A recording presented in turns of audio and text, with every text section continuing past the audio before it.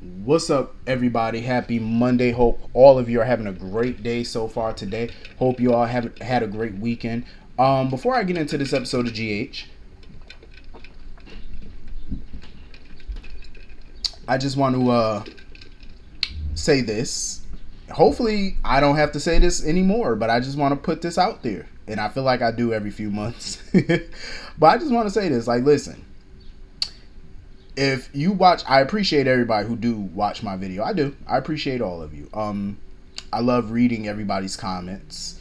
But if you are going to comment and you are going to watch my video, please have a sense of humor. Please have a sense of humor, because that's what I love about a lot of the people that come into my video, and they get the jokes, like they laugh and stuff like that, because they know it's me bullshitting. And I love that about people. Like, life is too short to sit here and be a tight ass about everything.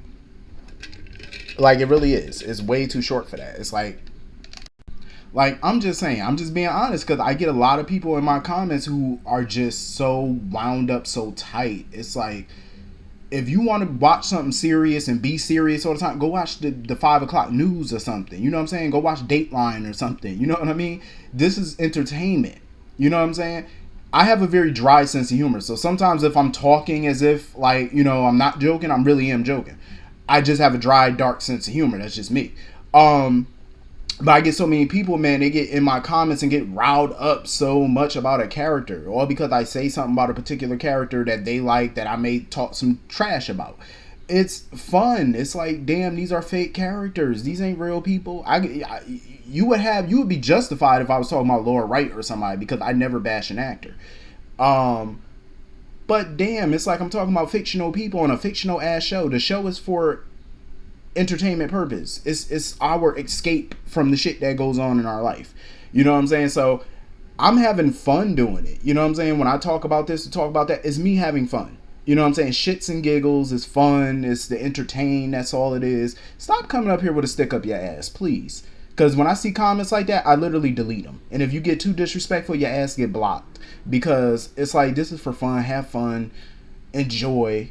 Life is short. Stop coming in here with a stick up your ass. Because if that's the case, don't even bother leaving a comment. If you wound up so tight, don't bother leaving a comment. Just exit the video. That's all you gotta do. Ain't nobody forcing you to comment. Ain't nobody forcing you to watch. I appreciate those who do, but exit. It's like, this is fun. Stop it. You know what I'm saying? Because when I get comments like that, it makes it not fun for me to do it. You know what I mean? And this is just for all of us to get together and talk about the episode and have a good time with it. That's all it is. So for everybody who do like to have fun, welcome and enjoy. Getting into this episode, this is the Sonny I like. This is the Sonny I like. The one that thinks, the one that comes up with elaborate schemes. Because I like this scheme that he came up with. It's fucking phenomenal. Hopefully it don't backfire, but I hope it don't backfire. But I like it. The only part about this scheme I don't like is Dex. I'm sorry, but Dex need to be removed. This man is incompetent. He needs to go on YouTube and watch Jason Morgan's greatest hits, the best of Jason Morgan. Like, you need to go watch something. The Born Supremacy. You need to go watch something, sir.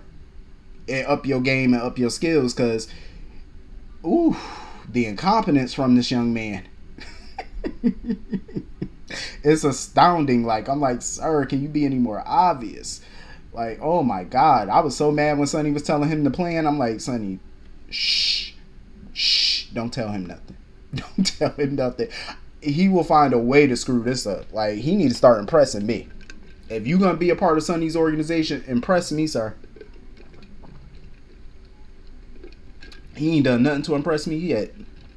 But I like the scheme. And Betty definitely falling for this shit. Hook, line, and sinker.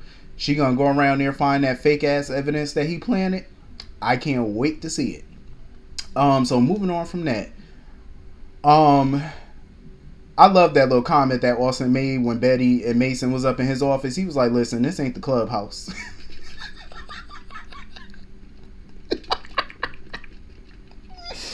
That shit had me on the floor, because that was some funny ass shit. I said, yes, Austin, it is not a clubhouse. This ain't for y'all. This ain't y'all hangout spot. Like, y'all making yourselves mad obvious. Like, meeting up in the hospital every day in the office. Come on now. Y'all making yourselves so obvious. Austin is delusional, though. I will give him that. He is so delusional. That's why I call Austin Delulu. I call people Delulu. Any delusional person. That's my word for delusional people. Delulu. So anytime you hear me say somebody Delulu, they delusional. That's my word. Because Austin really thinks, he really has it in his brain that the boss is really gonna let him go. And Mason even made it clear, brother, even when we're done with this, you're not going nowhere. You're not out. Once you're in, you're in. And I was kind of confused about something. They made mention that the boss was a he. I could have sworn before they said the boss was a she. Is this a rewrite? I could have sworn before we was all under the impression that the boss was a girl. It was a lady. But the way they was talking today, they say he. He gonna give it to him or something like that. Go give it to him or whatever phrase they use. But either way, it was describing a man.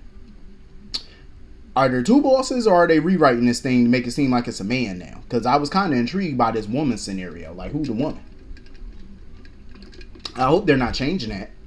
Because I would be quite curious about who the woman is. You know what I'm saying? More than the guy. And they need to start having more female mob bosses. Like, why they acting like they ain't got no female mob bosses in the world? They do. And speaking of, where is the fabulous Miss Wu? Sonny was on the phone with her today, and I'm like, where is she? I miss her. Creeping up on people and serving looks and serving side eye. I miss her. You know my day ain't full if I don't get a dose of Miss Wu. Love that woman. But yeah, I don't know how Austin think he gonna get out this mess, cause sir, you are not. And little Betty Crocker, you barking up the wrong tree, boo, because you think you about to hit pay dirt with this information that you think you about to get. I'm like, did she not stop to think, is this amateur hour? Did she not stop to think that, oh, Sonny giving me full access to his penthouse already? That's not a little crazy to you? A mob boss who barely trusts people is just gonna allow you access to his home unattended? Okay. You didn't think twice about that, huh, Betty Crocker? Okay. Yeah, he about to have something for your little ass. He about to have some baking powder and pots and pans for you to bake in a minute, because that's what's gonna happen to your ass. She about to go down for the count. But I'm glad Sonny did this, and plus that information that they gonna steal, it got tracking information in it, so they could track the boss. I said, go ahead, Brick and Sonny, that's smart. So anyway, moving on from that, I get where Carly coming from. I do.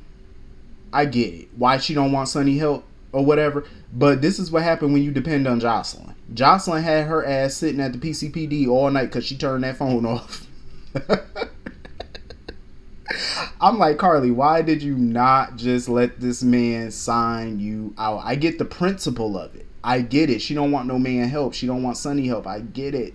But all he was doing was signing you out, girl. You could have went home. You rather sit in the PCPD all night long rather than have this man just put pen to paper. That's all he had to do. Put pen to paper. You ain't have to ride home with him. I'm just saying. But I get it though. You know, she want to be independent for once. You know, she want to do everything on her own. She don't want to depend on no man. I really respect it, and I think it is commendable. And I also understand why, you know, she's trying to look out for Sonny in the business from behind the scenes with debts implanted there. It makes perfect sense, and I've been saying that before. If Sonny goes down, that family is vulnerable. They're very vulnerable. Because if Sonny go down, you ain't got Jason around no more. You know, you wouldn't have Jason around, you wouldn't have Sonny around, so what else they gonna do? You know what I mean? They'd be highly vulnerable. Not to say that they would go down, because they, you know, they're resourceful people. You know, it's a resourceful family. It would just make it very hard, you know what I'm saying, without Jason and Sonny around. It would make it that much harder for them. You know what I'm saying? Like, they would definitely have to step up to the plate even more, and they would have to get gangster. All of them in that family would have to step up and go gangster to protect themselves. They would have to. So I get where Carly coming from with that. Jocelyn just annoys me with that, oh, I'm sick of Sonny's speech. Oh, why you can't do it without Sonny? Whether Jocelyn likes it or not, Sonny's going to be a part of the picture. You can't erase him. He's still a part of the family. And that's what Carly's trying to get her and Michael to understand before, and more so now.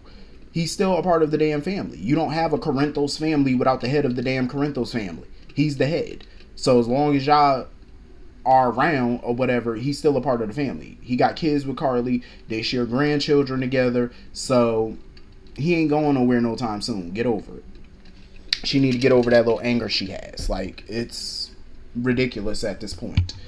So moving on from that, I like that little scene between Olivia and Ned. You know what I mean? Like, she finally giving up a little bit and letting him just rock out and be who he is. But a part of me feels like Ned coming to seek her out was really Ned inside trying to seek her out, or lashing out trying to get to her or whatever. I think it was Ned from within trying to, go to her, because if Eddie is this big rocker, he ain't got no sentiment or whatever, he wouldn't have probably came to her. But I do love that they had that conversation and whatnot. She promised not to let Tracy have him committed.